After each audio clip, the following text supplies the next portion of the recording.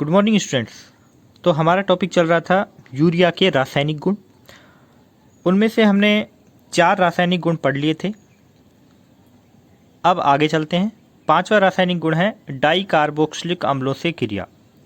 Urea जब di carboxylic अम्लों से क्रिया करती है POCl3 फॉस्फोरस ऑक्सीक्लोराइड की उपस्थिति में, तो विषम चक्रीय यौगिकों का निर्माण होता है। विषम चक्रीय यौगिक क्या होते हैं? ऐसे चक्रीय यौगिक जो अलग अलग परमाणुओं से मिलकर बने होते हैं विषम चक्रीय यौगिक कहलाते हैं। और एक ही प्रकार के परमाणुओं से मिलकर बनने वाले चक्रीय यौगिक समचक्रीय यौगिक कहलाते हैं। या फिर ये कहते हैं कि सिर्फ कार्बन परमाणुओं से मिलकर बनने वाले चक्रीय यौगिक समचक्रीय यौगिक कहलाते हैं। और जब कार्बन के अलावा कोई अन्य परमाणु उपस्थित होता है चक्रीय संरचना बनाने के लिए, कार्बन के अलावा कोई अन्य आयन भी उसमें योगदान देता है, तो ऐसे यौगिक क्या कहलाते हैं? विषम चक्रीय यौगिक कहलाते हैं। तो यूरिया की क्रिया डाई कार्बोक्सिलिक अम्लों से करवाते हैं, तो इसी प्रकार के विषम चक्रीय यौगिकों का निर्माण होता है। डाई कार्बोक्सिलिक अम्ल क्या होते हैं? जब 2 COOH समूह उपस्थित हों किसी कार्बोक्सिलिक अम्ल में, तो वो डाई कार्बोक्सिलिक अम्ल कहलाते हैं। जैसे कि ये है ऑक्जेलिक अम्ल। ऑक्जेलिक अम्ल क्या होता है? जब 2 COOH समूह आपस में ही जुड़े रहते हैं अपने कार्बन के द्वारा, तो ये ऑक्जेलिक अम्ल है। देखिए सीधी सीधी अभिक्रिया दिखा रखी है। ये है यूरिया। ऑक्जेलिक अम्ल के पास 2 COOH समूह हैं जिनमें OH उपस्थित होता है, और यूरिया में 2 NH2 समूह हैं, तो ये आपस में अभिक्रिया करेंगे। ऑक्जेलिक अम्ल का ये OH एक NH2 समूह के हाइड्रोजन को निकाल ले जाएगा, जल का अणु बनाएगा।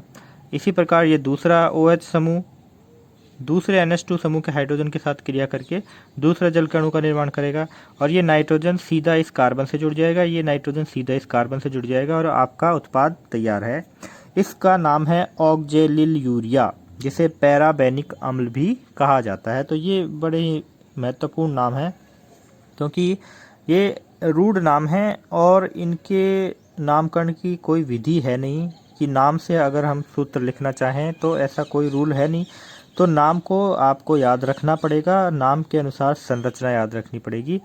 देखिए थोड़ा आइडिया हो रहा है। ऑक्जेलिल यूरिया यानी कि ऑक्जेलिक अम्ल से निर्माण होता है। ऑक्जेलिक अम्ल की क्रिया यूरिया से करवाई तो किसका निर्माण हुआ? ऑक्जेलिल यूरिया। लेकिन जब पैराबेनिक अम्ल नाम आएगा तो ये इसके साथ जोड़कर याद करना ही पड़ेगा आपको। इसी प्रकार यूरिया की अभिक्रिया मैलोनिक अम्ल के साथ करवाते हैं। मैलोनिक अम्ल क्या होता है? जब 2 COOH समूह एक CH2 समूह के माध्यम से जुड़े रहते हैं, तो वो मैलोनिक अम्ल है। यानी कि ये कह सकते हैं कि 2 COOH समूहों के बीच में एक कार्बन और आ जाता है, एक CH2 समूह आ जाता है, तो वो मैलोनिक अम्ल है।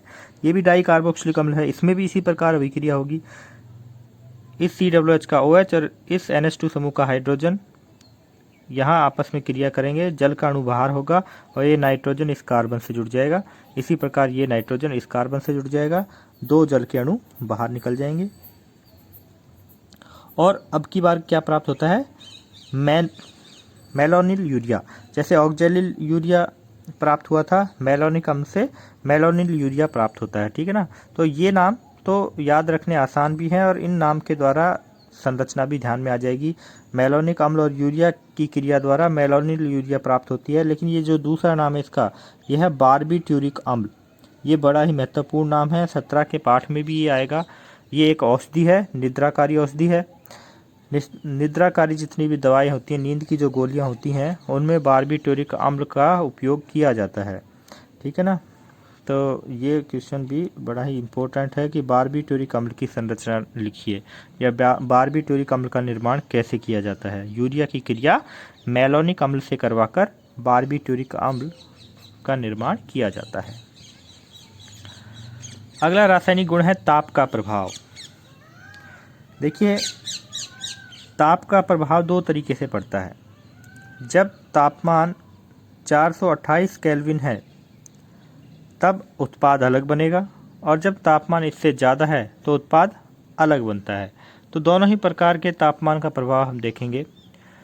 पहले तो हम करवाते हैं कम ताप पर, या फिर ये कहें कि 428 केल्विन ताप पर जब यूरिया को गर्म किया जाता है, यूरिया को धीरे धीरे लगभग 428 केल्विन, देखिए ये केल्विन में ये मान है, लेकिन ये डिग्री सेल्सियस में भी ये मान आ सकता है एग्जाम में। डिग्री सेल्सियस में ये कितना होगा, 155 डिग्री सेल्सियस होगा। इसमें 273 हम घटा देंगे तो ये 155 डिग्री सेल्सियस बचेगा, यानी कि 155 में 273 जोड़ दो तो क्या आएगा, 428 केल्विन। तो ये दोनों ही मान याद रखने हैं, कभी आप डिग्री सेल्सियस में मान को देखकर कंफ्यूज हो जाओ कि इस तरह का मान तो हमने देखा ही नहीं था, ठीक है ना। केल्विन में भी और डिग्री सेल्सियस में भी ये दोनों मान आ सकते हैं। यूरिया को धीरे धीरे लगभग 428 केल्विन या 155 डिग्री सेल्सियस ताप पर गर्म करने से इसके दो अणुओं में क्रिया द्वारा अमोनिया का निष्कासन होता है। वह श्वेत क्रिस्टलीय ठोस पदार्थ बाईयूरेट बनता है। तो इतने तापमान पर यूरिया के दो अणु आपस में क्रिया करते हैं और वहाँ से एक अमोनिया का अणु बाहर निकलता है, और यानी कि संघनन हो जाता है यूरिया के दो अणुओं का। और किसका निर्माण होता है, ये इसे बोलते हैं बाईयूरेट। बाईयूरेट, देखिए यूरिया के एक अणु से NH2 समूह और दूसरे अणु से हाइड्रोजन बाहर निकलेगा, अमोनिया बाहर निकलेगी, -NH3 लिख दिया है, और ये नाइट्रोजन सीधा इस कार्बन के साथ जुड़ जाएगा। NH2CO NH ये बचा था, ये नाइट्रोजन सीधा इस कार्बन के साथ जुड़ गया, CONH2, इसे बोलते हैं बाईयूरेट। यह अभिक्रिया यूरिया के परीक्षण में प्रयुक्त होती है। उपरोक्त क्रिया द्वारा प्राप्त बाईयूरेट में कुछ बूंद कॉपर सल्फेट विलयन तथा सोडियम हाइड्रोक्साइड विलयन मिलाने पर बैंगनी रंग प्राप्त होता है, अर्थात यूरिया निश्चित मान ली जाती है। इसे बाईयूरेट परीक्षण कहते हैं। यूरिया का परीक्षण हम अपने केमिस्ट्री में तो नहीं है, लेकिन बायोलॉजी वाले बच्चे इस बाईयूरेट टेस्ट को ज़रूर करते हैं। और वो तरीका यही है कि पहले यूरिया को गर्म किया जाता है और फिर उसमें कॉपर सल्फेट और Na डालते ही अगर बैंगनी रंग प्राप्त हो जाता है तो ये कन्फर्म मान लिया जाता है कि यूरिया उपस्थित है। बैंगनी रंग नहीं आता है कॉपर सल्फेट डालने के बाद तो वो यूरिया नहीं होती है। समझिए बात को। अब देखते हैं तापमान का दूसरा प्रभाव। यूरिया को शीघ्रता से 170 डिग्री सेल्सियस यानी कि 443 केल्विन ताप पर गर्म करने से साइनिक अम्ल प्राप्त होता है, जो तुरंत ही साइन्यूरिक अम्ल चक्रीय त्रिलक में परिवर्तित हो जाता है। देखिए अब यहाँ क्या हुआ है कि जब उच्च ताप पर और बहुत ही शीघ्रता से गर्म करते हैं, यानी कि टेम्परेचर एक साथ ही बढ़ा दिया जाता है, धीरे धीरे गर्म नहीं किया जाता, और तापमान भी उच्च है 155 से अब क्या हो गया 170 केल्विन डिग्री सेल्सियस यानी कि 443 केल्विन पर अब हम इस यूरिया को गर्म कर रहे हैं। तो अब दो अणु आपस में क्रिया नहीं कर रहे, एक ही अणु में से अमोनिया का अणु बाहर निकल रहा है। यहाँ देखिए ये यूरिया का ही अणु है NH2CONH2। तो मैंने इस तरह से सेट किया है कि इसमें आपको थोड़ा आइडिया हो सके कि अमोनिया का अणु कैसे बाहर निकला। एक NH2 समूह ये है और दूसरा ये है, तो एक NH2 समूह तो पूरा निकल जाएगा और दूसरे NH2 समूह में से हाइड्रोजन निकलेगा। देखना, तो इस कार्बन से ये पूरा NH2 समूह निकला तो कार्बन की संयोजकता खाली हुई, इस नाइट्रोजन से हाइड्रोजन निकला तो नाइट्रोजन की संयोजकता खाली हुई, तो कार्बन और नाइट्रोजन के बीच एक बंध और बन जाता है। तो ये देखिए इसके बाद ये बना NH double bond C double bond O और एक अमोनिया का अणु बाहर निकल गया। तो यहाँ से क्या समझ में आता है कि तापमान जब 155 डिग्री सेल्सियस होता है तो दो अणुओं में से आपस में क्रिया होती है और एक अमोनिया का अणु बाहर निकलता है। जबकि तापमान उच्च होता है और शीघ्रता से इसको गर्म किया जाता है तो एक ही अणु में से अमोनिया का अणु बाहर निकलता है। तो पहले तो बनता है आइसोसाइनिक अम्ल जिसमें पुनर्विन्यास होता है, और पुनर्विन्यास कैसे होगा, यहाँ कार्बन ऑक्सीजन के बीच जो दो बंध हैं तो एक बंध के इलेक्ट्रॉन ऑक्सीजन पे जाएंगे, यहाँ जैसे ही ऑक्सीजन पे जाएंगे नाइट्रोजन अपने लॉन पेयर जो एकाकी इलेक्ट्रॉन युग्म है इसको देगा, तो यहाँ त्रिबंध बनेगा और नाइट्रोजन इस हाइड्रोजन को बाहर निकाल देगा। ये हाइड्रोजन जाकर सीधा किससे जुड़ जाएगा, ऑक्सीजन से जुड़ जाएगा, H+ में जाएगा। यहाँ इलेक्ट्रॉन आए तो ये माइनस में हो गया, तो H जाकर इस O से जुड़ जाता है, यहाँ एक ही बंध बचता है, यहाँ त्रिबंध हो जाता है। तो कार्बन नाइट्रोजन के बीच में 3 बंध हो गए, कार्बन और ऑक्सीजन के बीच एकल बंध बचा और इस ऑक्सीजन से जुड़ गया OH यानी कि CnOH। यह है साइनिक अम्ल। देखिए CN के साथ Cl जोड़ा था, याद हो तो आपको, वो साइनोजन क्लोराइड कहा जाता है। अब हम CN के साथ OH जोड़ रहे हैं तो ये क्या कहलाता है, साइनिक अम्ल कहलाता है। और ये आइसोसाइनिक अम्ल के पुनर्विन्यास से इसका निर्माण होता है। और ये साइनिक अम्ल के ऐसे ही 3 अणु आपस में बहुलकीकरण कर लेते हैं, बहुलक का निर्माण करते हैं। और उस बहुलक का नाम क्या है, साइन्यूरिक अम्ल। साइनिक अम्ल के 3 अणु आपस में जुड़कर चक्रीय संरचना बनाते हैं, जिसे क्या बोलते हैं, साइन्यूरिक अम्ल। और इस संरचना को याद करना बहुत ही आसान है, बनाना भी बहुत आसान है। देखिए साइनिक अम्ल बना लिया आपने, CN के साथ OH जोड़ दो, साइनिक अम्ल हो गया, कोई कन्फ्यूजन नहीं है। CN के साथ OH जोड़ा, साइनिक अम्ल हो गया। और साइन्यूरिक अम्ल के में ऐसे ही 3 अणु आपस में त्रिलकीकरण करते हैं। तो आप एक बार इसकी संरचना कैसे बनाओगे, जैसे बेंजीन की षटकोणीय संरचना होती है वैसे ही बनानी है। तो यहाँ कार्बन लिखा, एकांतर क्रम में नाइट्रोजन, फिर कार्बन, फिर नाइट्रोजन, फिर कार्बन, फिर नाइट्रोजन, ठीक है ना। एकांतर क्रम में इस तरह से कार्बन और नाइट्रोजन को लिखना है। यानी कि पहले आप ऐसे भी कर सकते हो, षटकोणीय संरचना बना सकते हो। और ऊपर कार्बन लिखा है तो फिर यहाँ नाइट्रोजन आएगा, यहाँ नाइट्रोजन आ गया तो यहाँ कार्बन आएगा, इसके बाद नाइट्रोजन आएगा, फिर कार्बन आएगा, फिर नाइट्रोजन आएगा। सभी कार्बन्स के साथ OH समूह जोड़ दो, ठीक है। और कार्बन नाइट्रोजन के बीच में द्विबंध दिखा दो, कार्बन नाइट्रोजन के बीच, ये यहाँ मत दिखा देना। इस कार्बन नाइट्रोजन के बीच बन चुका है तो इस नाइट्रोजन का द्विबंध हो चुका है, तो अब ये कार्बन इस नाइट्रोजन के साथ द्विबंध बनाएगा और ये कार्बन इस नाइट्रोजन के साथ द्विबंध बनाएगा। तो ये हो गया साइन्यूरिक अम्ल। कैसे बनाए साइन्यूरिक अम्ल, 3 अणु किसके जुड़ गए, CnOH के आपस में जुड़े तो त्रिलकीकरण हो गया, बहुलकीकरण हुआ। 3 अणु जुड़े हैं इसलिए इसको बोल दिया, बहुलकीकरण को क्या बोल दिया, त्रिलकीकरण। और ये क्या है, साइन्यूरिक अम्ल। 7वीं अभिक्रिया है हाइड्रेजीन से अभिक्रिया। यूरिया हाइड्रेजीन से अभिक्रिया कर सेमी कार्बेजाइड बनाता है। सेमी कार्बेजाइड नाम आप पहले भी सुन चुके हो। और इसका निर्माण कैसे होता है, हाइड्रेजीन क्या होती है, NH2 दो NH2 समूह जब आपस में जुड़े रहते हैं तो वो हाइड्रेजीन है। और 2 NH2 समूह के बीच में जब CO समूह है तो वो यूरिया है, ठीक है ना। याद रखना, इसी तरह से आप इस बात को याद रखोगे। अब हाइड्रोजीन जब यूरिया के साथ अभिक्रिया करती है तो ये ध्यान रखना कि हाइड्रोजीन का NH2 समूह बाहर निकलता है और यूरिया का हाइड्रोजन बाहर निकलता है, ठीक है। तो अब देखो इस नाइट्रोजन से NH2 का नाइट्रोजन आकर जुड़ गया है, तो जो उत्पाद प्राप्त हुआ उसे बोलते हैं सेमी कार्बेजाइड। सेमी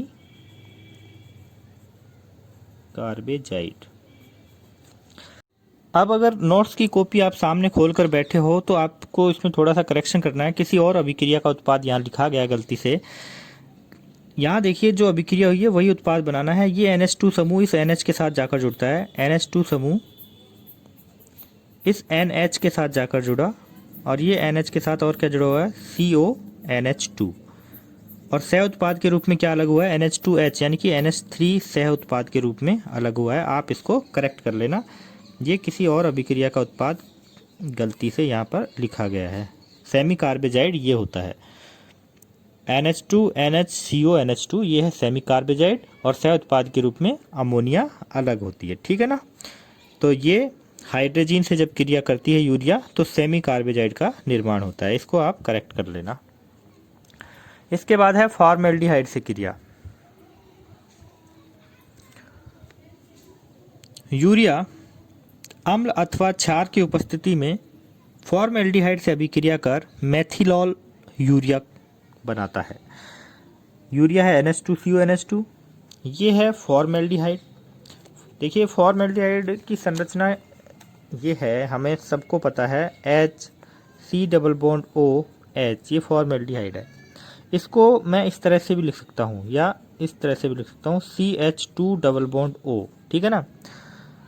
और ये फॉर्मेल्डिहाइड जब यूरिया के साथ अभिक्रिया करेगा NH2CO NH2 के साथ जब फॉर्मेल्डिहाइड का एक अणु अभिक्रिया करता है तो इस तरफ से अभिक्रिया करेगा। तो देखिए यहाँ से हाइड्रोजन अलग होता है, इस नाइट्रोजन के पास 2 हाइड्रोजन है तो एक हाइड्रोजन अलग होता है, तो नाइट्रोजन की संयोजकता खाली हुई। और यहाँ कार्बन और ऑक्सीजन के बीच जो ये 2 बंध थे उसमें से एक बंध टूट जाता है और इस ऑक्सीजन से यहाँ से निकलने वाला हाइड्रोजन आकर जुड़ जाता है। तो देखिए जब बंध टूटा तो ऑक्सीजन की तो संयोजकता पूरी हो गई, हाइड्रोजन ने कर दी, और कार्बन अपनी संयोजकता पूरी करने के लिए इस नाइट्रोजन के साथ जुड़ जाता है। NH2C डबल बॉन्ड O, यहाँ बचा NH और ये नाइट्रोजन जुड़ गया इस कार्बन के साथ CH2, यहाँ एकल बंध बचा OH, ठीक है। और अब देखिए एक साइड से अभिक्रिया हुई है, दूसरी साइड में भी NH2 समूह है, तो दूसरा फॉर्मेल्डिहाइड का अणु आता है और अब की बार इस साइड से अभिक्रिया होती है, यहाँ से हाइड्रोजन निकलकर ऑक्सीजन के पास जाता है और ये कार्बन जुड़ जाता है इस नाइट्रोजन के साथ। तो देखिए इस तरफ क्या हुआ, ये जो कार्बन है अब इससे जुड़ा हुआ है OH, 2 हाइड्रोजन जुड़े हुए हैं और ये कार्बन जुड़ गया है इस NH से, और आगे जैसा है वैसा को वैसे लिख देंगे CO NH CH2OH। कहने का मतलब ये है, अब इसको इस तरह से समझ सकते हैं कि जो यूरिया होती है NH2CO NH2, इसके दोनों तरफ NH2CO NH2, इसके दोनों तरफ के एमिनो समूह से एक एक हाइड्रोजन को निकालेंगे, रिप्लेस करेंगे, किसके द्वारा, CH2OH द्वारा रिप्लेस कर देंगे, एक एक हाइड्रोजन को CH2OH द्वारा रिप्लेस कर देंगे। तो किसका निर्माण होगा, मैथिलॉल यूरिया, या दोनों तरफ किया है तो डाई मैथिलॉल यूरिया इसे कहते हैं। एक तरफ किया तो मैथिलॉल यूरिया, दोबारा फॉर्मेल्डिहाइड का अणु आया, दूसरी तरफ अभिक्रिया करी तो डाई मैथिलॉल यूरिया का निर्माण होता है, ठीक है। तो ये थे यूरिया के रासायनिक गुणधर्म। अब देखते हैं यूरिया के कुछ उपयोग। जो रासायनिक अभिक्रियाओं में हमने निर्माण किया है वही इसके उपयोग भी हैं, जैसे निद्राकारी औषधि बारबीट्यूरेट्स के निर्माण में। जो मानसिक बीमारियां होती हैं जैसे तनाव में इस औषधि का उपयोग किया जाता है, निद्राकारी औषधि है बारबीट्यूरेट्स, अभी इसका निर्माण किया था। खाद के रूप में यूरिया का उपयोग किया जाता है, और यूरिया फॉर्मेल्डिहाइड प्लास्टिक के रूप में भी उपयोग होता है। सेमी कार्बेजाइड के निर्माण में भी यूरिया का उपयोग किया जाता है। अब है इस 13 के पाठ का अंतिम टॉपिक, अंतिम नाइट्रोजन युक्त क्रियात्मक समूह वाले कार्बनिक यौगिकों का अध्ययन कर रहे हैं। तो उसमें अंतिम टॉपिक है नाइट्रो यौगिक। नाइट्रो समूह क्या होता है, NO2। और जब नाइट्रो समूह किसी एलिफेटिक या एरोमेटिक हाइड्रोकार्बन के एक या एक से अधिक हाइड्रोजन परमाणुओं का प्रतिस्थापन जब नाइट्रो समूह द्वारा किया जाता है तो जो यौगिक प्राप्त होते हैं उन्हें नाइट्रो यौगिक कहा जाता है। तो सीधी सी बात है, NO2 समूह जब जुड़ा रहता है किसी एल्केन से, एल्कीन से, एल्काइन से या किसी बेंजीन वाले से, तो वो नाइट्रो यौगिक कहलाते हैं। इनका साधारण नाम नहीं लिखा जाता, सिर्फ IUPAC नाम लिखा जाता है। और इनका वर्गीकरण NO2 समूह जिस कार्बन से जुड़ा है उस कार्बन की डिग्री के आधार पर इनका वर्गीकरण करते हैं। जैसे 1 डिग्री नाइट्रो यौगिक, 2 डिग्री नाइट्रो यौगिक, 3 डिग्री नाइट्रो यौगिक। यानी कि प्राथमिक नाइट्रो यौगिक कौन से होंगे, जब NO2 समूह ऐसे कार्बन से जुड़ा है जो अन्य एक कार्बन से जुड़ा है, तो ऐसे नाइट्रो यौगिक प्राथमिक नाइट्रो यौगिक कहलाएंगे। जब NO2 समूह ऐसे कार्बन से जुड़ा है जो द्वितीयक कार्बन है, 2 डिग्री कार्बन है, यानी कि जो अन्य 2 कार्बन से जुड़ा हुआ है, ऐसे कार्बन से NO2 समूह जुड़ा है, तो ये जो नाइट्रो यौगिक कहलाएगा वो द्वितीयक नाइट्रो यौगिक कहलाएगा। और तृतीयक अब आप समझ गए होंगे कि NO2 समूह ऐसे कार्बन से जुड़ा है जो अन्य 3 कार्बन से जुड़ा हुआ है, तो ऐसा नाइट्रो यौगिक तृतीयक नाइट्रो यौगिक कहलाता है।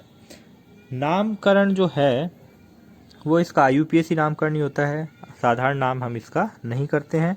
और IUPAC नाम में सबसे पहले कार्बन श्रृंखला का चयन किया जाता है, फिर करते हैं क्रमांकन यानी कि नंबरिंग, और फिर लिखते हैं नाम। अब NO2 समूह एक प्रतिस्थापी के रूप में यहाँ होता है, ठीक है। तो प्रतिस्थापी का नाम IUPAC नाम में पहले लिखा जाता है, तो एक तरह से प्रतिस्थापी है। यहाँ देखिए, यहाँ 2 कार्बन की मुख्य श्रृंखला है, नंबरिंग इस तरफ से होगी क्योंकि प्रतिस्थापी NO2 समूह इस तरफ आया हुआ है, तो इसका नाम क्या हो जाएगा 1 नाइट्रो। प्रतिस्थापी का नाम हो गया। मुख्य श्रृंखला क्या है, 2 कार्बन की है, एल्केन है। और कौन सा एल्केन है, 2 कार्बन का एल्केन क्या होता है, एथेन। अब यहाँ देखिए, ये अपनी कार्बन श्रृंखला है, ये मैंने नंबरिंग कर दी है। दूसरे नंबर के कार्बन पर NO2 समूह है, तो इसका नाम क्या हो जाएगा 2 नाइट्रो। 3 कार्बन की मुख्य श्रृंखला है, क्या कहलाएगी, प्रोपेन। यहाँ देखिए, ये मान लिया मुख्य श्रृंखला है मेरी, इसकी नंबरिंग मैंने कर दी है। तो यहाँ पर 2 नंबर के कार्बन पे 2 प्रतिस्थापी हैं, एक नाइट्रो प्रतिस्थापी है, एक मिथिल प्रतिस्थापी है। तो पहले ABCD के अनुसार इनका जो नाम है उसमें मेथिल का नाम पहले लिखा जाएगा, फिर नाइट्रो नाम लिखा जाएगा। तो 2 मेथिल,